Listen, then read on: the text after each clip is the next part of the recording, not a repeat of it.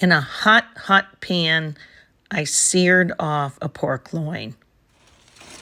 So when it gets that it's cooked, I mean, it's not all the way cooked, but the water has come out like this, you got to add some more. So be careful, it's going to yell at you. Well, not too bad. But we don't want it to just burn on the bottom. Oh, I can hear it going now over there. So, oh, it's making my oven dirty again. Oh, well. Gotta get the oil back on there, Shirley. Yeah. I just wanted a little bit of wet, liquid in there. It's just water.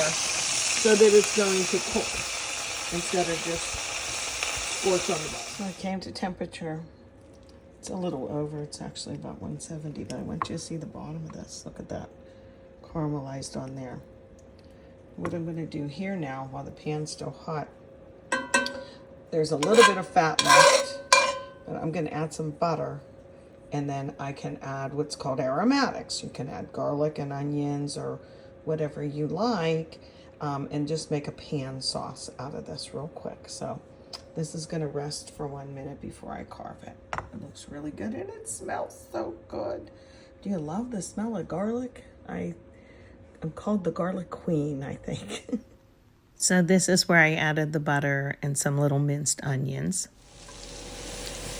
And then I added some flour. And I'll stir it. Cook off the flour taste. Thicken it just a bit. I'll just make a nice little gravy. I want the onions to cook a tiny bit too. A little bit more in there. I'm going too fast today, y'all. I want to get this sliced up and everything else warmed. Look at this, y'all.